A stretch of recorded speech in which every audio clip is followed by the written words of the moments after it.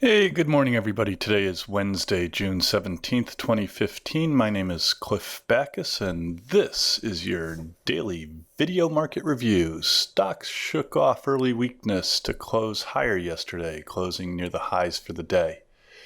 Trading volume was slightly lighter than Monday. Advancing issues led decliners by about 3 to 2, but the New York Stock Exchange advanced decline line continues to look a little bit sick here.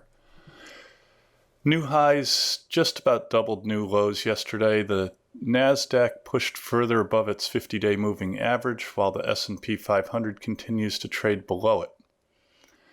Our market timing model is back to showing an aggressive buy rating on the market, meaning that aggressive traders can be buying here.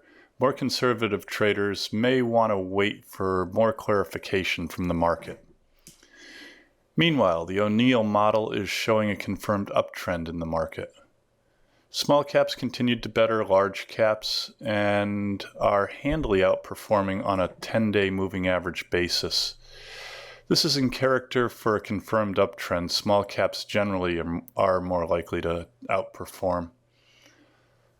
It should be noted that at market tops, and I don't believe that this is one, small caps will generally outperform by a consistently wide margin. Our swing timing model is indicating a neutral condition in the market. The market remains conflicted here, showing both bullish and bearish characteristics.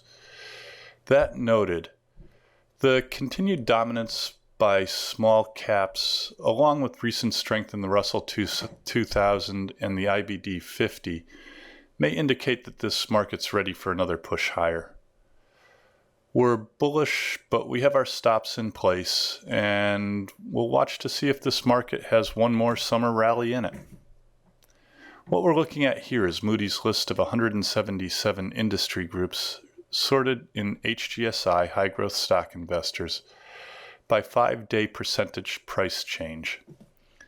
The reason we look at this is that by noting where the strength in the market is on a daily basis, we can get an idea of where the power in the market is rotating to.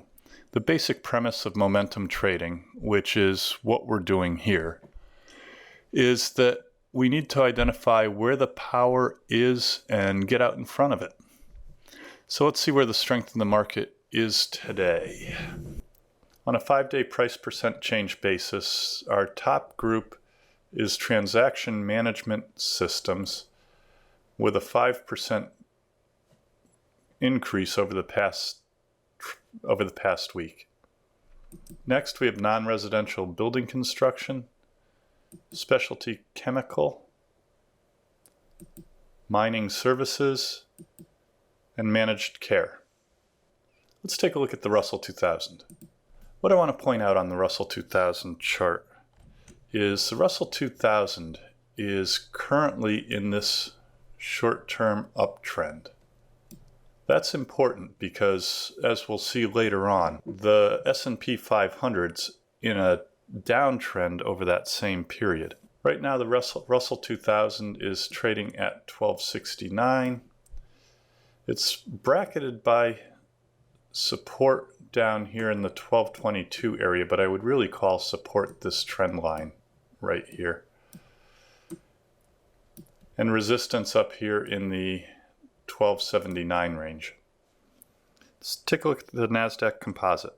NASDAQ yesterday was up 25.58 points, or a little bit more than 0.5%.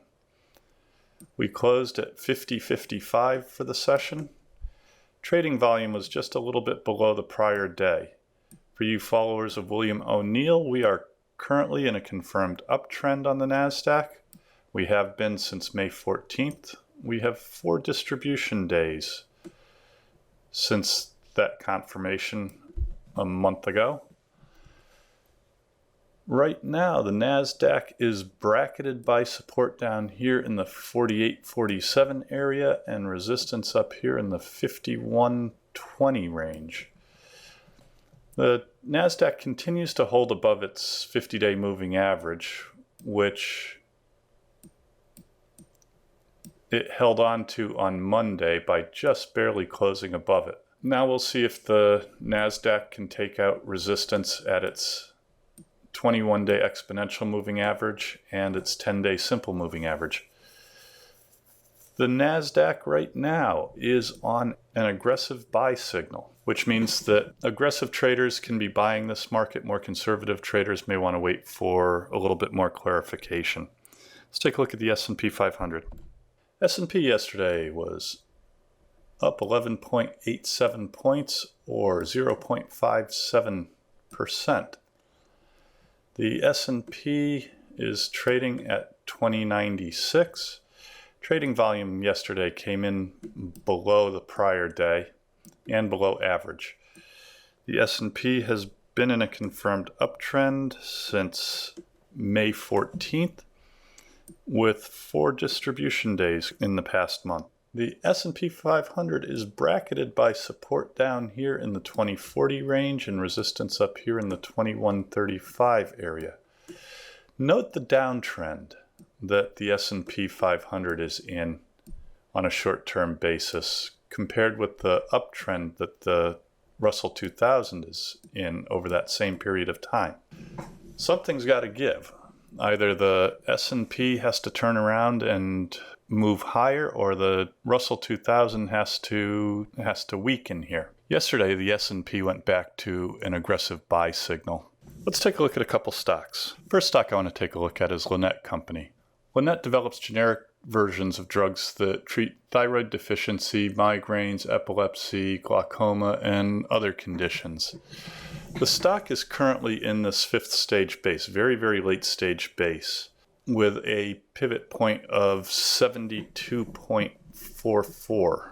The company gets a 76% checklist rating, and yesterday we traded higher volume on the upside than any down day in the past 10 trading sessions. That's the definition of a pocket pivot.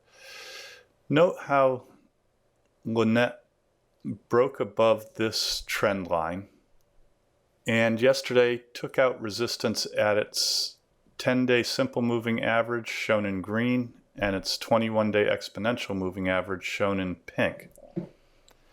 Very aggressive traders may want to take a shot at buying some Lannett here, keeping in mind that this is a 5th stage base. It's a very late stage base, and late stage bases are more prone to failure than earlier stage bases. Next, I want to take a look at Mellanox Technologies. Mellanox is an Israeli designer of adapter, gateway, and switch ICS for servers, telecom infrastructure equipment, and storage systems. The stock actually broke out of a 1st stage base back in January and has been putting in a series of higher highs. It broke out of this nice little downtrend right here. Mellanox gets an 84% checklist rating. We broke out of that trend line yesterday on heavier trading volume than any down day in the past 10 trading sessions, which is the definition of a pocket pivot.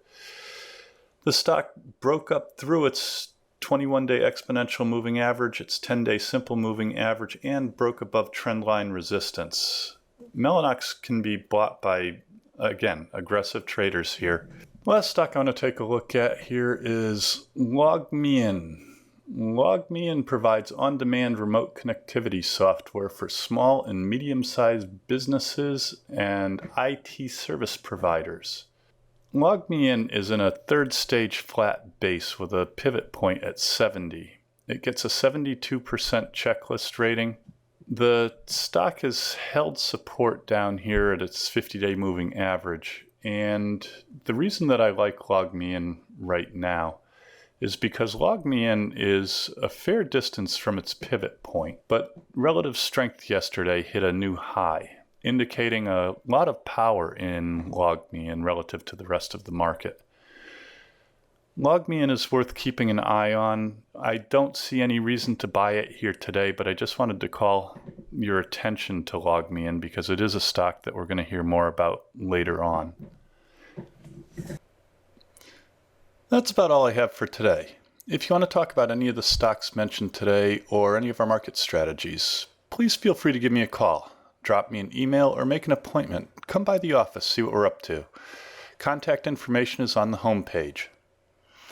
For daily access to our model portfolios, trade updates, and more up-to-date information on our trading strategies, please take a minute to go to our subscription page and subscribe to Push Button Stock Trading.